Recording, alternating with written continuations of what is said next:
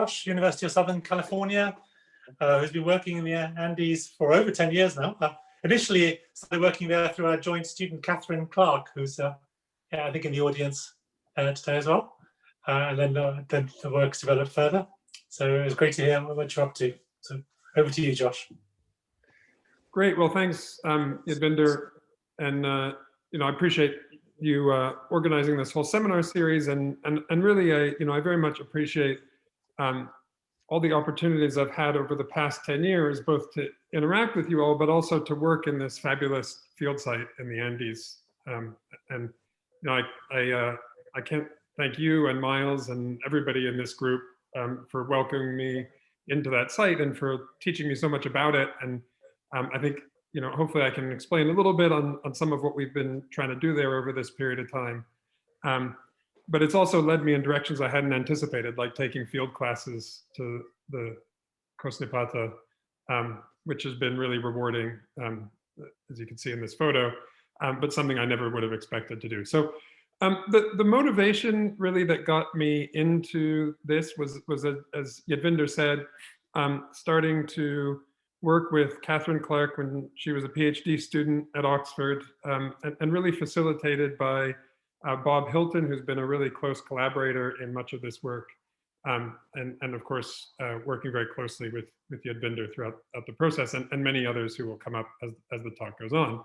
But I think the motivation really had been to try to understand aspects of the geologic carbon fluxes in a rapidly eroding system, and much of that is motivated by thinking about the different components of the carbon cycle. So this is a figure that kind of illustrates those. And I should say, by the way, if you're having trouble hearing me, please just let me know, pop on, unmute and say something.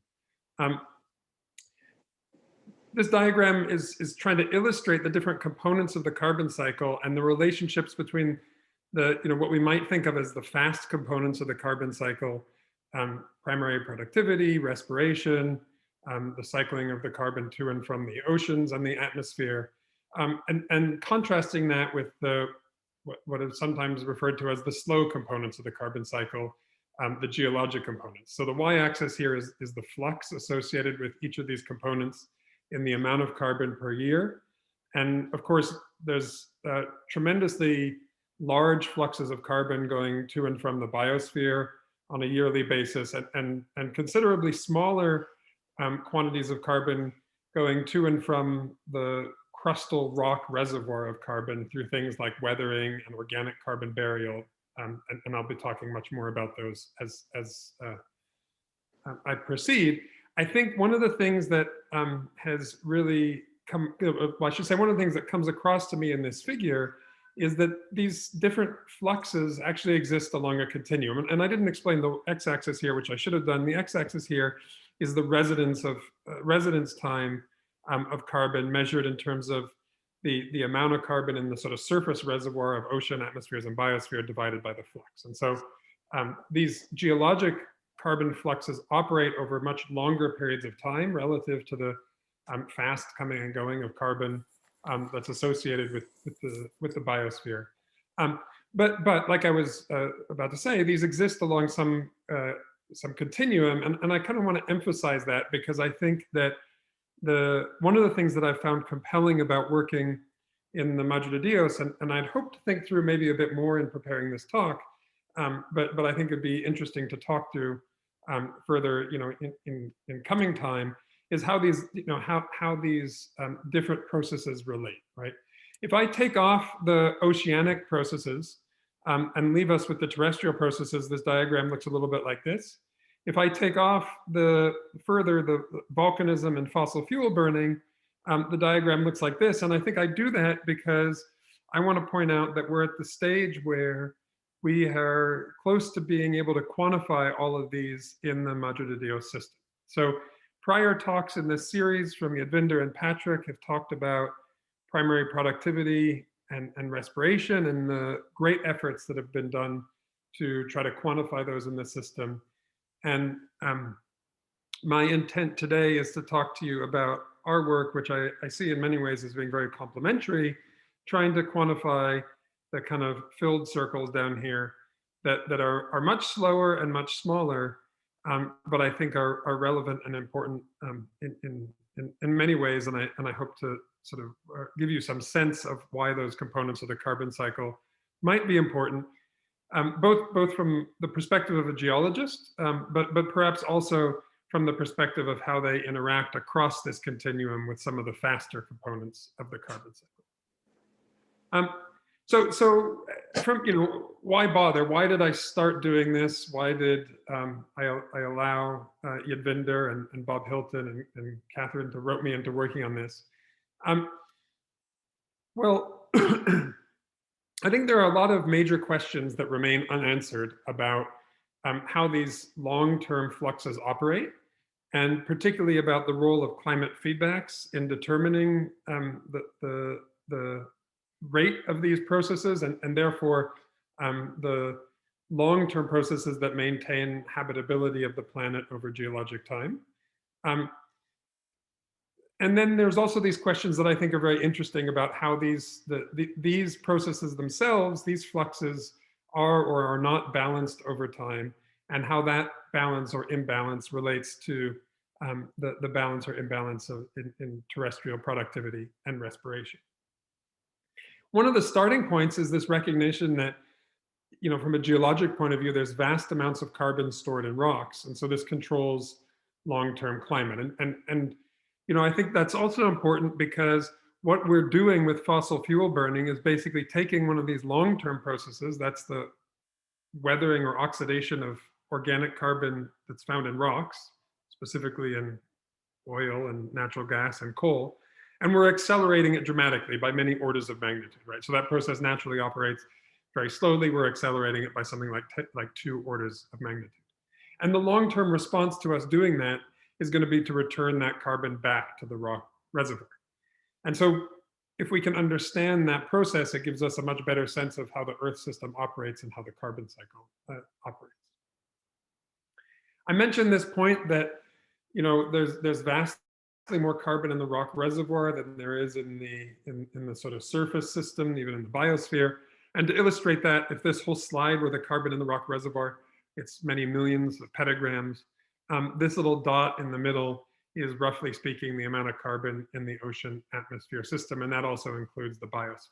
So you get the sense, looking at this just visually, how important this carbon in the rock reservoir is, even though the exchanges are very small, how important it is or can be over long periods of time. So if you break down in a sort of different diagrammatic view, sort of a cartoon view, rather than putting it on that figure, what we've been trying to do in our work in the Madre de Dios is to quantify these main fluxes of carbon between the rock reservoir, between that vast store of carbon in rocks, and the sort of ocean atmosphere surface environment. In the Madre de Dios, that doesn't include these solid earth degassing processes, so I'm going to kind of take those off. And I'm going to try to walk you through some of the principles here, because what we're going to be doing, I should say what we have been doing for the last decade or so, if you are somebody who works down in Peru and wonder why these geologists are traipsing around with these enormous amounts of equipment and so on, what we've been trying to do is trying to put numbers on each of these fluxes. And so to give you a sense of what that means, I want to walk you through what each of these a little bit about what each of these processes is. And I'll start with the organic carbon side of things, because the way we think about these organic carbon fluxes is complementary, but slightly different from how you maybe think about the productivity and respiration balance of a forest. So we think about these two processes, the sources and sinks of carbon, really coming down to the oxidation of organic carbon. That is a net long-term flux if it's the oxidation of carbon that's derived from rocks. That is to say, if it's about the erosion, the exhumation, the exposure of carbon that's been stored in rocks for very long periods of time, typically thousands, millions, many millions of years. That carbon has been stored there since those rocks formed in the oceans, typically, certainly for sedimentary rocks. The rocks are uplifted as in the case of the Andes, and as that organic carbon gets exposed to oxygen, it gets respired. So here's an inorganic reaction, right? But much of this is going to be mediated microbially. Many of the same reactions that, or the same processes that Patrick talked about in our last seminar in this series, having to do with soil organic carbon, are operating at the same time on the organic carbon derived from rocks. So that becomes a net flux from rocks to the atmosphere if that organic material is chewed up by microbes and spit out as CO2. At the same time, there's a complementary flux that is taking carbon out of the atmosphere and putting it back into rocks, and that's associated with the transport of recently photosynthesized organic carbon and its burial in sediments. So as rivers are carrying organic material off the Andes, they're delivering it down into the Amazon floodplain, eventually into the Amazon Delta. In the process, some of the organic carbon that was photosynthesized in the Andes potentially may make its way all the way out and be buried in sediments where it's locked away, again, for many millions of years. So that's the organic part of this story. And there's some subtleties here, right? I mean, if you can expose and erode some of that rock-derived material, if it just gets transported down the river and reburied, then that's not going to have a net effect. It only is a net source of CO2 if it's respired or oxidized along the way. And similarly, you can erode biomass from the Andes, but if it's respired or oxidized along the way, as it passes through the Madre de Dios and the Madeira and so on, then it's not going to have a net effect on CO2. But if it's buried in sediments at some stage for a sufficiently long period of time, then it is going to be a long-term sink of CO2. So understanding the fate of this material becomes very important for us to be able to put numbers on these arrows in this kind of cartoon.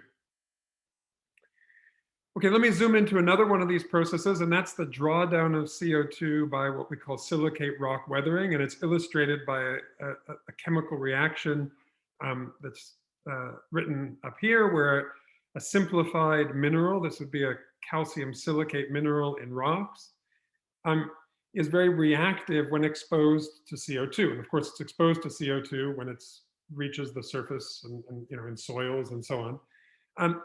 And the breakdown of that mineral produces calcium and bicarbonate that's transported to the oceans, and that forms carbonates, calcium. One could write this for magnesium as well, carbonates in the oceans. And the net effect here is that CO2 is taken from the atmosphere and it's locked away in the rock reservoir, this time in the form of carbonates rather than in the form of organic carbon.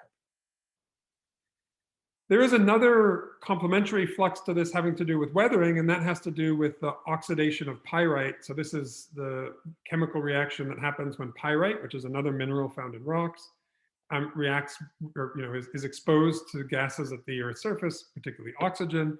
This produces sulfuric acid. That sulfuric acid, if it reacts, for example, with carbonates, there are other pathways for this, but this produces CO2. So if any of you have done a geology lab exercise at any time in your education, you probably put hydrochloric acid or sulfuric acid on a carbonate and seen it fizz. That fizzing is this release of CO2. So this is what's happening as pyrite and other sulfur-bearing minerals are exposed to the atmosphere. And it's another one of these arrows that we have on our diagram.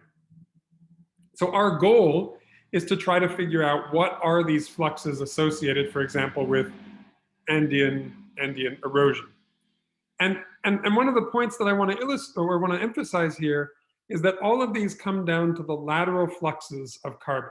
So whether that's the erosion and transport of organic carbon, whether it's the delivery of calcium or sulfate to the oceans, it's the lateral flux, it's the movement of carbon from one part of the landscape to another that really determines what the net effect of these processes is. And for that reason, the way we, the approach we turn to quantify these fluxes is to look at river catchments, because rivers are the conveyors of these lateral fluxes. So we take river catchments and river systems as integrators of the fluxes from across the landscape, right? Capturing all of the organic carbon mobilization and transport, all of the silicate and sulfide mineral weathering. So really what we're trying to do is fairly simple. It's to go to a river and it's to measure the amount of organic carbon and silicate-derived calcium and sulfide-derived sulfate that's being transported by that river. That seems fairly simple. The devil's in the details. There's, in fact, a great deal of complexity to actually doing this. For one thing, we need to be able to separate. We can go and measure in river water the amount of organic carbon, but we need to be able to separate that between the amount of organic carbon that came from rocks and would potentially be a source of CO2 to the atmosphere versus the amount that came from recent photosynthesis and would be a sink of carbon from the atmosphere. Similarly, we have to separate dissolved calcium between that which comes from silicate minerals versus carbonate minerals and sulfide between different sources. So this is one of the complexities. Another complexity is that if we want to understand, really put numbers on those arrows, we need to quantify fluxes. And that's challenging because we have to know river discharge. And that's measured in many places, but also not measured in many places. And we have to understand how river chemistry varies over time. So that means we have to make lots of multiple measurements because one snapshot collecting one sample isn't going to tell us how much organic carbon is transported over a longer period of time. And then thirdly, we want to actually understand the processes and the controls. So in other words, why is a given flux what it is and how does that vary? And how does that then respond to potential perturbations and forcings? And that requires a process level understanding. So all that is to say that actually doing this takes an enormous amount of effort. So I'm going to show you a distillation of results that really in essence is the work of several PhD theses, beginning with Catherine's back around 2009, 2010. As part of that, we've collected thousands of samples on many field campaigns and done lots of work, enormous amount of work from a big group of people, many students and so on. I think analogous to what Yadvinder said in terms of what lies behind some of the figures that he was showing that kind of distill the carbon budget and balance of the forests. A similar story holds here. So before I dive into Madre de Dios results, I just want to show this, which is, I realize is a little bit of a complicated figure. It's from a review paper that Bob Hilton and I wrote this past year, which shows places where this kind of overall balance of these geologic carbon fluxes, the CO2 exchange between rock, reservoir, and the atmosphere, has been done in other parts of the world. And there's a few of these data sets that have just emerged recently, just in the past few years. Most of these are from river basins in New Zealand, one in Taiwan, a couple in the Arctic, and one on the island of Guadeloupe. Don't want you to worry about all the details on this diagram because it's quite complicated and there's a lot here. What I want to just emphasize is that each of these bars, within each of these dashed lines is one river basin. So this is the Leewa River Basin in Taiwan. And here is the drawdown of organic carbon by biospheric OC burial. Here's the oxidation of rock-derived carbon, right? So these counteract each other. In this case, they actually work out to be about equal. So the net between them is 0. But then here's the weathering-related, the mineral-related fluxes. And in this case, the sulfide oxidation fluxes are pretty high. And so the pink bar here shows the range of estimates of the net CO2 budget. So in this case, the net CO2 budget is one of CO2 release from this geologic process. Whereas if you come to this case in New Zealand, the net effect is CO2 drawdown, driven primarily here by the burial, the transport and presumed burial of recently photosynthesized biomass. Looking at this, one of the questions that sort of maybe jumps out is what sets these fluxes? Why are they high in some places? Why is this a whopping great big green bar? And some of these other places, that green bar is pretty low. Well, in the Arctic, you might think there's good reasons for it being low. But why does it vary between New Zealand and Taiwan and so on? And perhaps as importantly, why do some of these other bars vary as much as they do? And then you can ask from that, why are some of these catchments net sources of CO2 and why are some of them net sinks of CO2? And we don't from this small data set that's been collected so far, I don't think we're quite there in being able to answer that question. But I think that in many ways frames the motivation for the work in the Madre de Dios. And I want to add one really key aspect, which is that, and I looked back at the talk I gave at the ABERG meeting in 2012, and this was the slide that I put up because I think it draws out the feature of the Madre de Dios that really I found compelling about spending these many years working there, which is that unlike the other river basins in that compilation I just showed you in the previous slide, the Madre de Dios has this incredible link between active erosion taking place in the Andes Mountains and the transport of material along the river through the floodplain. And that's not true in Taiwan, it's not true in New Zealand, it is true in some other river basins around the world, but it's in the data that we have so far, all of these sites, this is not a part of the dynamics that has been captured. And the Madre de Dios offers us the opportunity to capture that. And I will talk a little bit about ways that we've tried to do that in our work, because I think it's one of the really unique and motivating features. So our motivation for this decade of work that continues even now includes trying to put together what the carbon budget is of Andean erosion. And that allows us to add this to that emerging set of global data sets. And particularly, I think, one of the really important distinct features about working in the Andes is that we're working in a tropical environment. And that provides a very nice contrast to many of the other climate regions where these kinds of data have been collected. And that may be key to unraveling some of those climate feedbacks that I alluded to.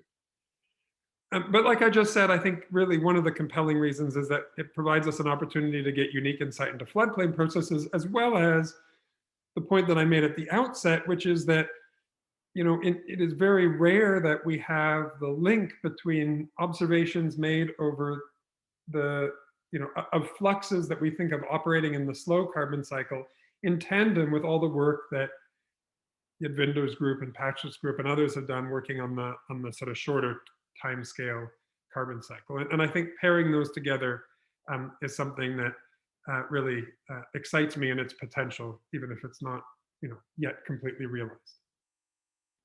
So let me try to dive in and tell you a little bit about what I think we've been finding through this work, starting with this question of the budget of Andean erosion, or the CO2 budget of Andean erosion. And this is stuff that Catherine really led, and you know, the samples that she collected are still ones that we're using as we try to fill in these pieces.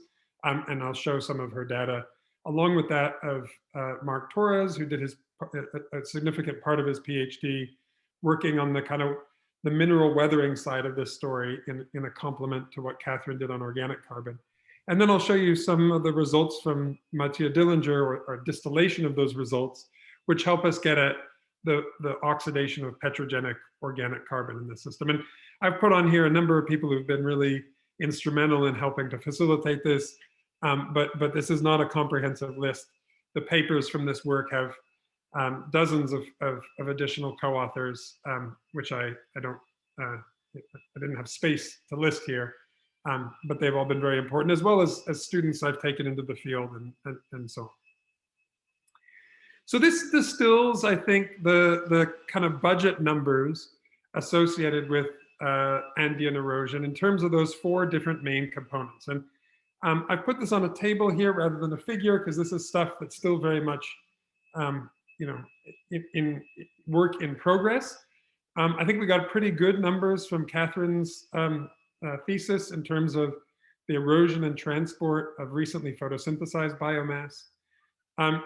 We have pretty good numbers from Mark's thesis on the weathering components. I want to revisit these and sort of quantify them a little bit better based on all the analyses that he did, but they give you this gives you I think a pretty good ballpark.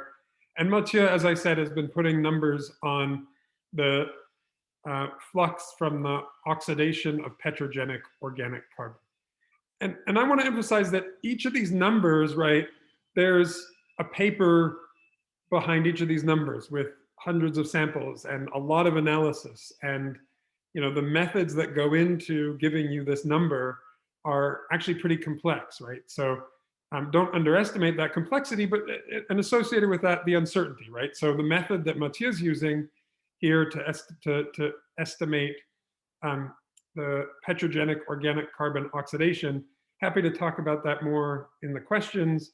But there are other ways that we could do this, right? And so in each of these cases, one could argue that we should be making complementary measurements to test the numbers that we're providing here. But let's take these as at face value and think about what they're telling us. Well, what they seem to be telling us is that the sources and sinks of carbon in the system are at least at the level that we can evaluate based on pretty, relatively high uncertainties in some of these cases. They're more or less in balance. If we compare this, I should also say that in tandem with the work to try to estimate these fluxes has been an enormous amount of work trying to understand the processes that lie behind them. In other words, trying to understand what it is that's driving organic carbon erosion and transport. And so that was much of Catherine's PhD thesis, as well as a lot of work to try to understand the river chemistry record of the chemical weathering reactions. So, I leave it to those who are particularly interested to dig into those papers if they want to, or to ask questions about them or follow up for further discussion. I want to come back to this sort of overall budget that we've been trying to put together. And I want to put it now in context of this global figure. And if you look at the other numbers on this global figure, I can leave this up a little bit, but I think the one that is most directly comparable when, if you look at the numbers is the Leewa Basin in Taiwan. So this is another basin where the OC bio erosion and transport is somewhere in the, between 10 and 20 tons of carbon per kilometer squared per year, where there's a substantial amount of OC petro oxidation. All these fluxes are relatively substantial, and silicate weathering is probably the smallest of them. It's maybe the nearest analog. And in a lot of ways, there's a lot of similarity. I'll just go back and point out that, right, these other locations, some of them have some similarities. So, parts of New Zealand also have a lot of OC bio, biospheric, recently photosynthesized organic carbon that's being transported, eroded and transported, but they don't have any sulfide mineral oxidation. So many of the rocks in New Zealand are very poor in sulfides. So that, in the sense, is one of the reasons that the Leewa, this basin in Taiwan, and in general, we think the sort of weathering dynamics in Taiwan are most similar to what we're seeing in the Andes. And that's probably not a surprise. Both, Taiwan, like the Costa Nyipata, has sedimentary bedrock, a lot of shale, it's got a warm and wet climate, it's got rapid erosion rates. Perhaps more surprising is the ways in which these are different, right? If this preliminary budget for the Costa Nyipata is something to be believed, then the net budget here is about zero. I guess I should have put the one over here in black. I'm sorry about that. But the net budget here is about zero. And in contrast, in the Leewa, the net budget was that of being a CO2 source. And the reason for that, if you kind of look into this, is that in Taiwan, there's actually quite a bit more sulfide oxidation. I guess I should go back so you can actually see the axes here. There's quite a bit more sulfide oxidation on the order of 20 tons per kilometer squared per year, compared to what we think is more like 6 in the Andes, and even more petrogenic organic carbon oxidation, also something that maybe is twice what we see in the Andes. So overall, these source terms from oxidative weathering seem to be a bit more accentuated in Taiwan than they do in the Andes. To me, that maybe came as a bit of surprise. Perhaps it's because the erosion rates in Taiwan are a little bit higher. Again, this stuff from the Andes is still preliminary, but that's sort of where things stand at the moment. And I think we can pick apart these differences, but the broad story is one where we see something consistent with what we might expect for similar rock, somewhat similar climate. Taiwan's not exactly in the tropics; it's subtropical, but giving us something of a similar picture. So, having said that, I want to go back and return to this point that I made early on, which is that for all their similarities, and in some sense those similarities become a strength because it allows us to really then zoom in on this difference, which is the presence of this floodplain in the Madre de Dios, which we don't have in a place like Taiwan. And it allows us to answer this first order question about how a large floodplain like that in the Madre de Dios modulates carbon fluxes exported from the system. So again, going back, right, this has been one of our major motivations for the work that we've been doing in the region over this period of time. And to illustrate the importance of this, I think I wanted to turn to this figure that I think is a really fantastic figure from Catherine's 2017 paper in JGR Biogeosciences. And this is an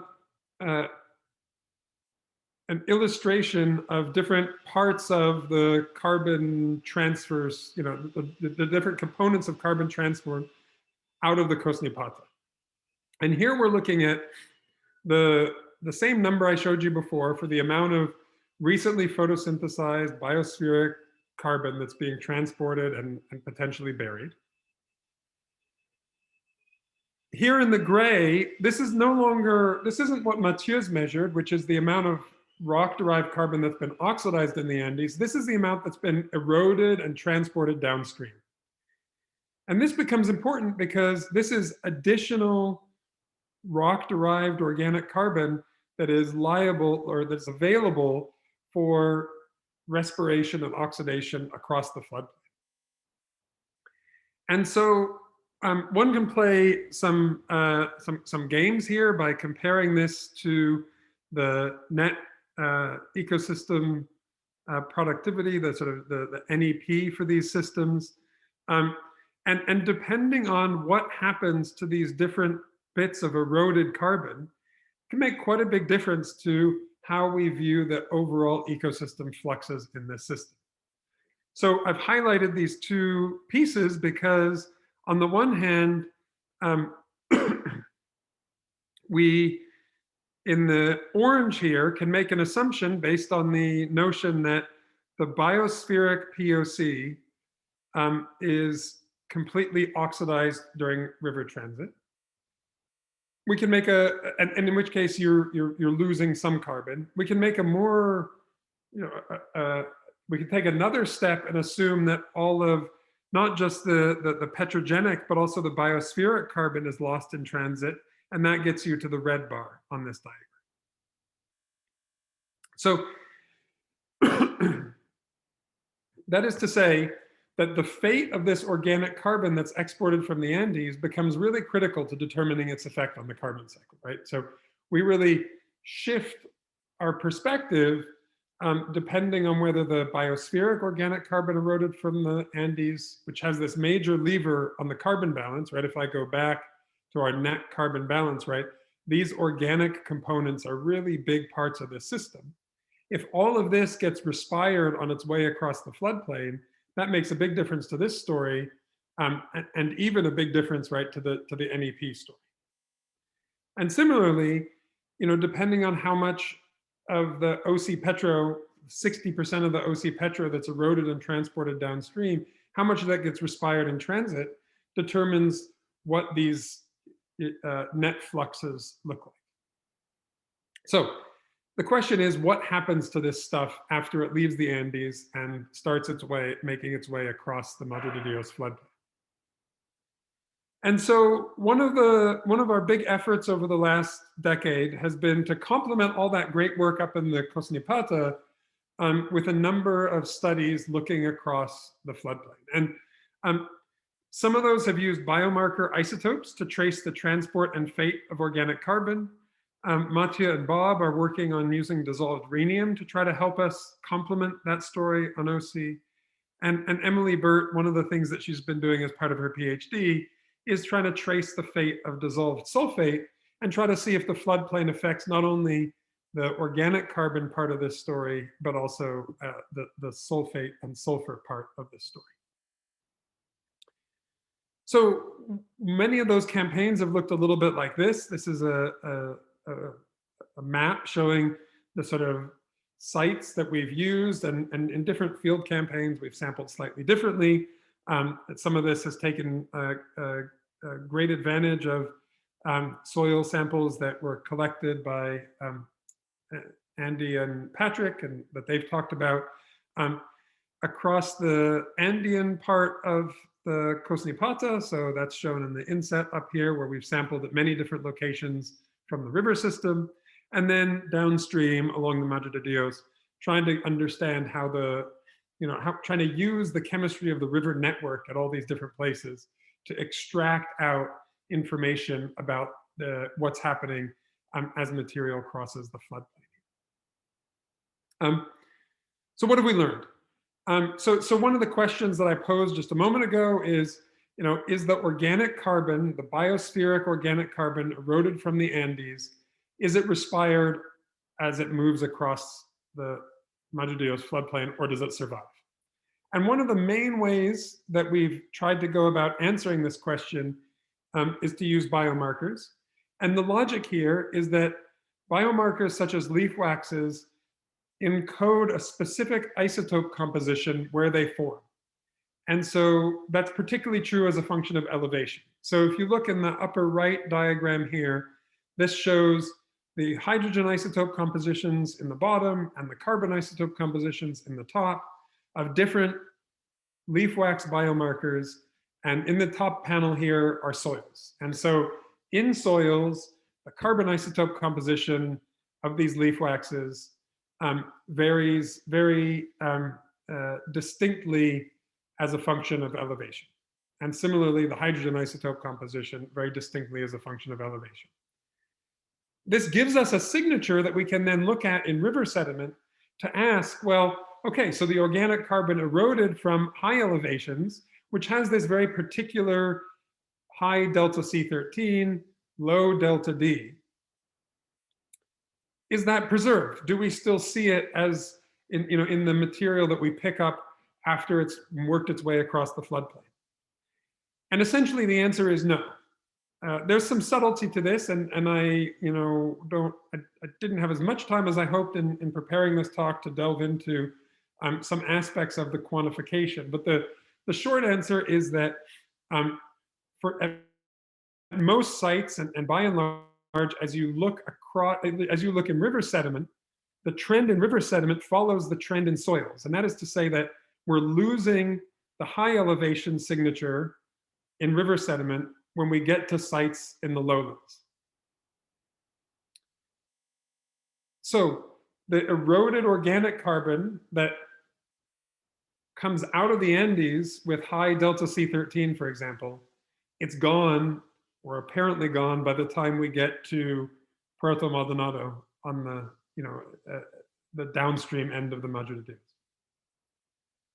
So our argument on this basis is that much of the organic carbon that's eroded from the Andes is actually likely lost. Interestingly, and this is the quantification piece that I haven't taken that step yet, but basically the total amount has not changed. And so what's happened is that the Andean material has basically been replaced with new organic material that's been photosynthesized and produced and eroded from the floodplain. But if we want to ask what's happened to that OC eroded from the Andes, it appears that it has not survived, or at least that's the sort of first order impression, and we could try to dig into quantification as a next step. And I should emphasize that in tandem with these measurements of leaf waxes have been a number of other studies. Again, what lies behind these data is an enormous amount of work. Several studies that have tried to establish this calibration with elevation and tried to understand its implications for, say, applying these isotope tools as paleo proxies, right? Mark gave us a wonderful talk about paleo reconstructions from this region of the Amazon. And one of the things that we've done with our modern data set is also to look at some of the biomarkers that he talked about in some of the paleo records, like GDGTs. We've also looked at lignin as part of this sort of broader picture in thinking about what the modern system is telling us about the biomarkers transported by these river systems. Okay, but to come back on track and move from talking about what's happening to this recently photosynthesized biomass, I want to also talk about what's happening to all that rock-derived organic carbon, that petrogenic carbon that's eroded from the Andes, bearing in mind maybe 40% of it has been respired or oxidized in soils in the Andes. That's Mathieu's recent results. 60% of it is eroded and transported downstream. That's a number we get from Catherine's work. So the question is, of that large amount that's eroded and transported downstream, is it respired in transit along the Madre de Dios or further down in the Amazon? And here we can turn to the radiocarbon content. I'm not trying to illustrate the methods here, but this is just a takeaway from takeaway figure from a poster I had last year at AGU and a paper I need to spend more time to finish. But basically illustrating that the amount of this petrogenic carbon in river sediment drops off dramatically as we leave the Andes,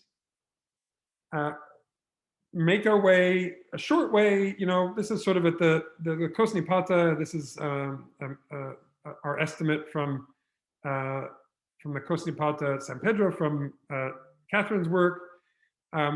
This is an estimate for the Alto Madre de Dios. And then it doesn't take very long before we get to Los Amigos, Puerto Maldonado, before most of that petrogenic carbon is gone. Not quite all of it, but most of it. And there's a small amount that appears to then be either very recalcitrant, enough that it perhaps lasts all the way to reach the Madeira. The data point for the Amazon at Óbidos is a little complex because there's so many other inputs to the Amazon. But the takeaway here is that most of this is lost very quickly across the floodplain. And so again, like the biospheric organic carbon, I think we see that this petrogenic organic carbon is mostly oxidized, not entirely, but mostly in the floodplain. The bit that it isn't still can play an important role, but as we think about our budget and the processes that are going on to control that budget of erosion, it seems like this is really important. So if I come back to this figure and these highlighted bits where in 2017, we made this assumption, assuming complete oxidation of Andean POC during riverine transit. Yes, that seems to hold up when we actually look at what's happening across the floodplain.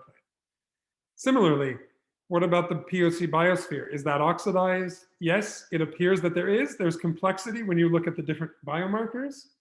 And it is replaced with new floodplain organic carbon.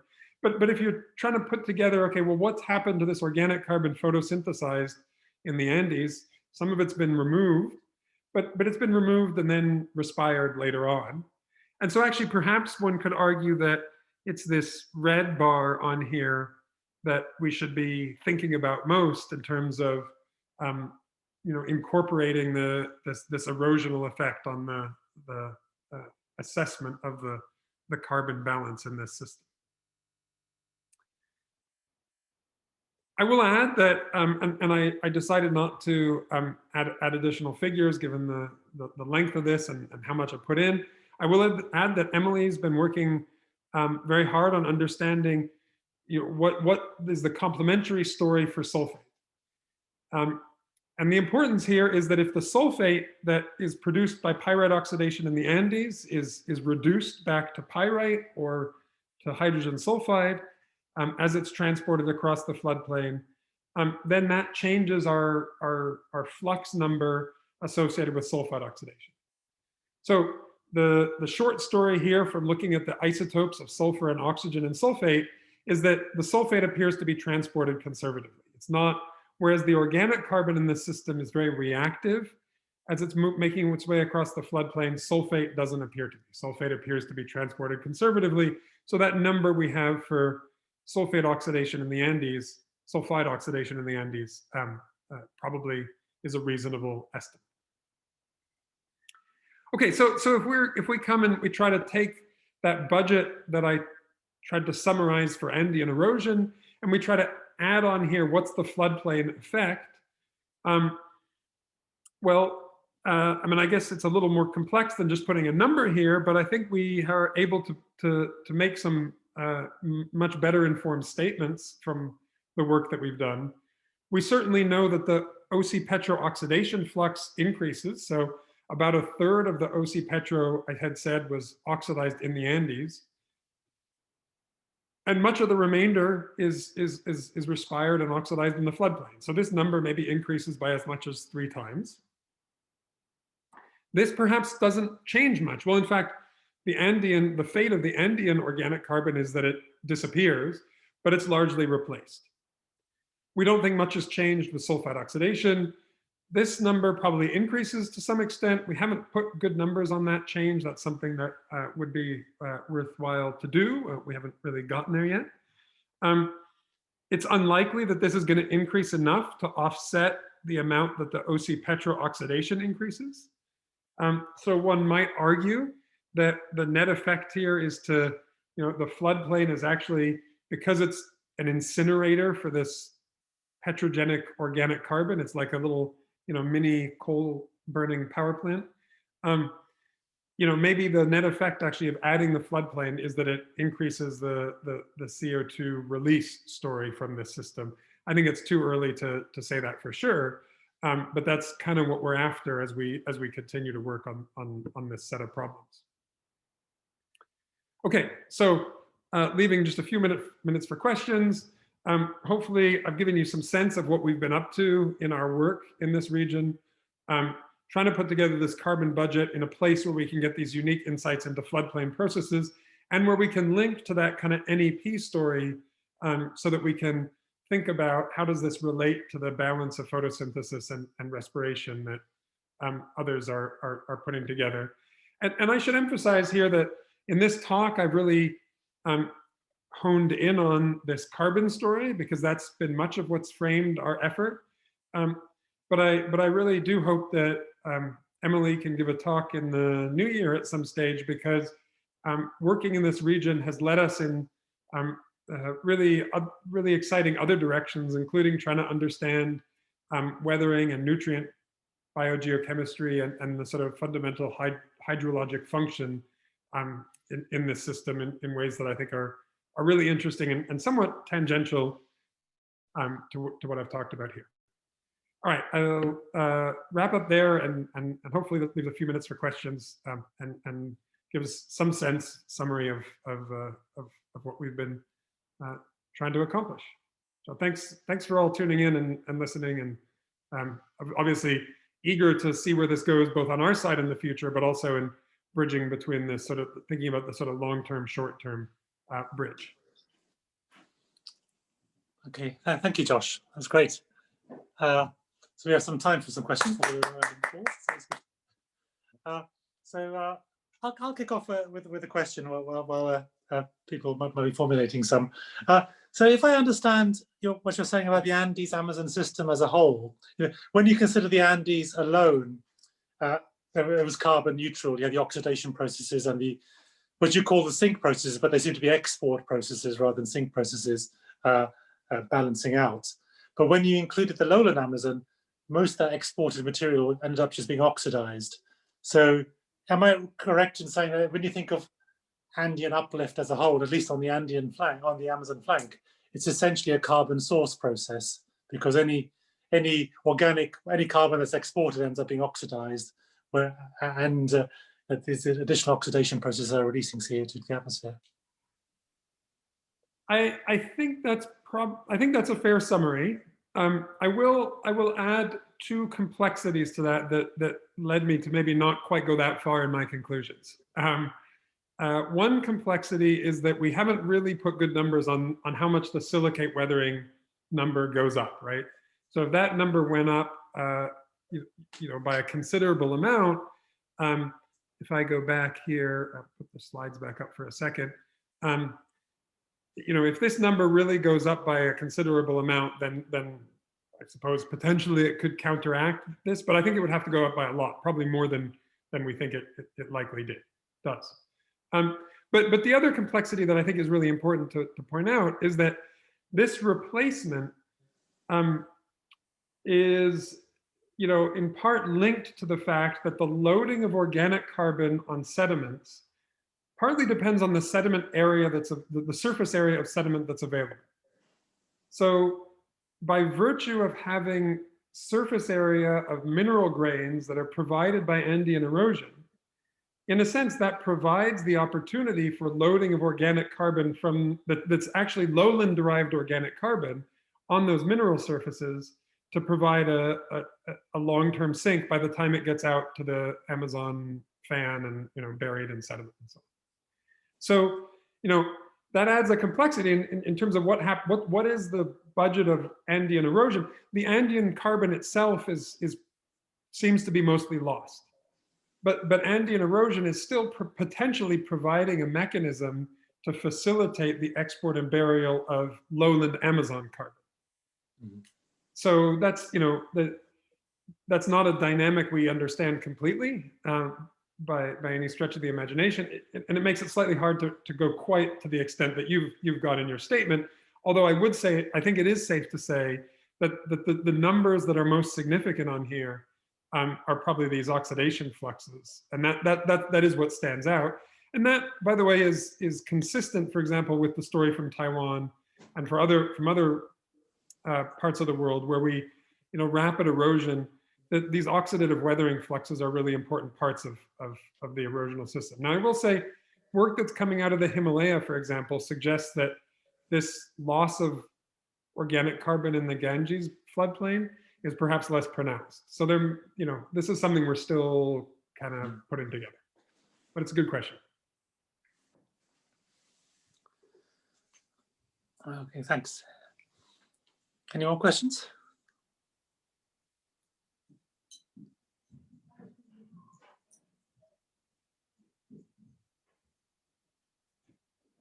So actually, I'll just follow up if no one else has one. So in my sort of 101 Earth System Science, I always say that with the Himalayas, the uplift of the Himalayas has caused a major geological carbon sink and burial that drove the long-term cooling of the Cenozoic, etc. Is that true, or is that naive? And is that driven mainly by silicate weathering being the carbon sink? Yeah, I mean, I think that review paper that I cited and showed some figures from that Bob and I wrote this year, that's framed largely around sort of testing, how our modern observations are trying to test that hypothesis. And I think we're kind of rethinking aspects of that hypothesis. And I think if it doesn't, at least based on the sort of quantification we're doing here in the Andes and similar work in Taiwan and in the Himalaya, the silicate weathering drawdown that leads to that cooling it's not clear that the modern observations line up with that hypothesis. Now, we might be, our modern observations are made over short timescales of years to maybe decades, right? So there may be a disconnected timescale. It may be that we're making, as I said, there's complexity in the methods that I haven't really delved into in this summary, that maybe there's aspects that we're missing of the story as a result of those simplifications. So I think there's more to be done, but based on the kind of data sets that we've got emerging at the moment, if erosion is a driver of cooling for any reason, it's because it's facilitating the burial of organic carbon more than because it's driving silicate weathering. At least that's how it appears. And part of the reason for that is because of these big oxidative source terms that seem to be really important. Mm-hmm. So in fact, I mean, I think this transect has become really important in illuminating just how important those oxidative sources are in counteracting the sort of canonical weathering drawdown. Right. I see. Okay. Any more Any more questions for anyone? I will add one of the things that, while people think if anybody else has a question, one of the things that we're trying to add that we haven't done before is directly measuring the CO2 efflux from rivers. So that's something that in the last field campaign with Bob, we tried to do last, Bob and Mathieu was there actually as well, March, 18 months ago. And trying to understand, okay, so, the CO2 that's actively degassing from rivers, is it sourced mostly from the red rock-derived petrogenic organic carbon? Is it sourced from recently photosynthesized organic carbon? I think there's also a lot, I was struck taking my field class to Kochakashu.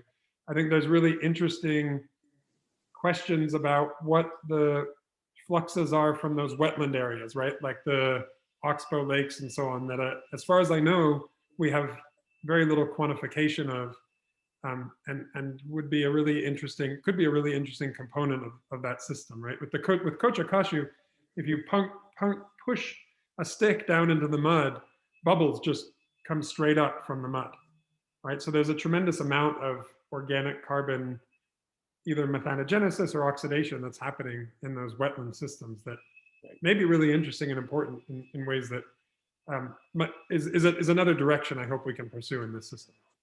Mm-hmm. Good.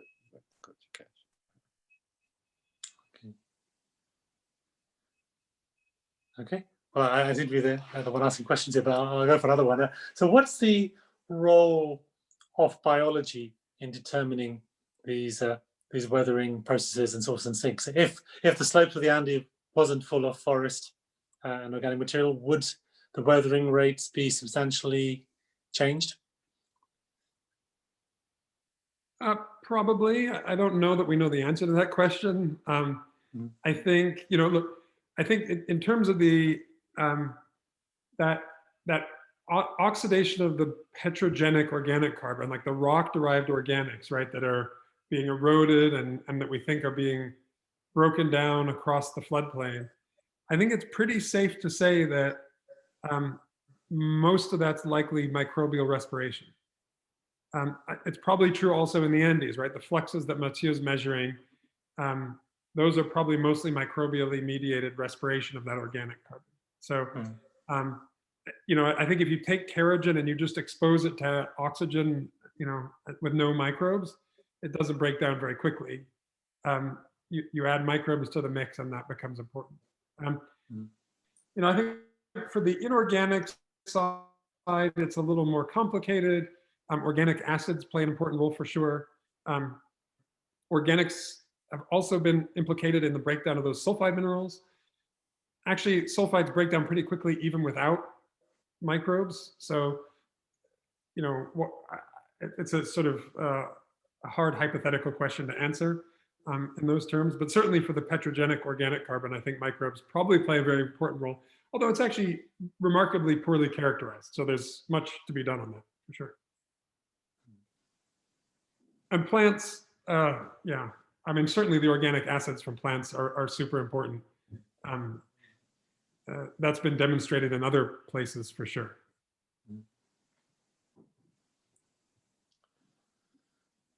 Okay, great. So if no more questions, I think we can sort of call it to a close there. So I think we'll have Miles Stillman in sometime in early December talking about biotic interactions. We may have, if there's anything before that, I'll send out an email and let you know. But thank you again, Josh, for both explaining your science, but also just giving a really nice exposition and understanding of how the long-term carbon budget works. So that was really, really valuable.